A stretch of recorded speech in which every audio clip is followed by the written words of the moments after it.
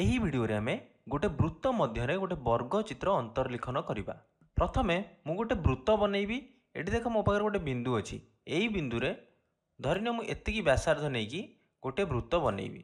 Compass नेली,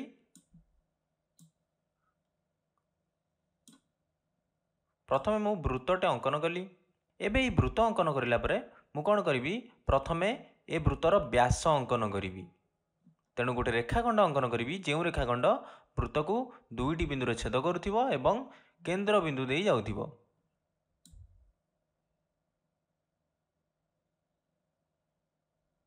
तो पिला माने देख मु गोटे रेखाखंड अंकन करिली एवं एई रेखाखंड केंद्र बिंदु दे जाइछि एवं वृत्त को दुईटी बिंदु छेद करिछि एवं ए व्यासर नाम मु दे दोछि ए बी। एबे हमें व्यास पाई गले। एबे आमे कौन करिबा, ए केंद्र बिंदु रे गोटे 90 डिग्री अंकन करिबा। प्रोट्राक्टर साहाय्य रे हो किंबा कंपास साहाय्य रे हो एई बिंदु रे हमकु गोटे 90 डिग्री अंकन करिवार अछि। जदि कंपास साहाय्य रे मु 90 डिग्री अंकन करिवि, प्रथमे मु गोटे चाप नेबी, तापर मु गोटे बड़ चाप नेबी। एई चाप को देखो आमे जो चाप बनेले छोट चापटी व्यास को दुईटी बिंदु रे छेद करिछि। प्रथम बिंदु एवं एठी आउ गोटे बिंदु, द्वितीय बिंदु। तेणु मुझे कंपास मुन को ये द्वितीय बिंदु रे रखी गोटे चाप अंकन करी एवं कंपास मुन को एबे प्रथम बिंदु रे रखी आउ गोटे चाप अंकन करी। एवं पिला माने देखो ये चाप द्वय परस्पर को गोटे बिंदु रे छेद करिले एवं आमे गोटे बिंदु पाइले। यही बिंदु एवं आमर केंद्र बिंदु को एबे आमे जोड़ी देले आमे 90 डिग्री पाई जिबा। तेणु मु एबे कौन करी, यही बिंदु द्वय को जोड़ी गोटे रेखाखंड अंकन करी जो रेखाखंड वृत्त को भी दुईटी बिंदु रे छेद करुथिबो।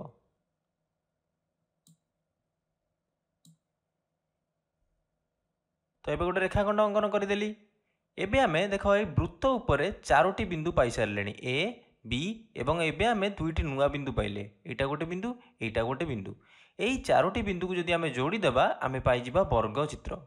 एबे मु जो दुईटी बिंदु पाइली से बिंदुर मु नाम दे दोची। एबे देखो आमे एई चारोटी जाक बिंदु को जोड़ी देबा। तेणु प्रथमे मु ए को सी सह जोड़िली। एबे सी बिंदु एवं बी बिंदु को जोड़ी देबी।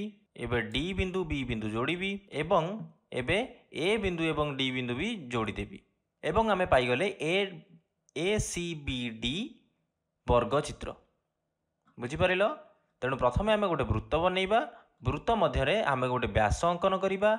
तापरे आमे से केंद्र बिंदु रे 90 डिग्री अंकन करिबा एवं जो रेखाखंडटी वृत्त को दुईटी बिंदु रे छेद करुथिबो। तापर आमे चारोटी बिंदु पाई गले। एबे चारोटी जाक बिंदु को जदि जोड़ी देबा आमे पाई जिबा वर्ग चित्र।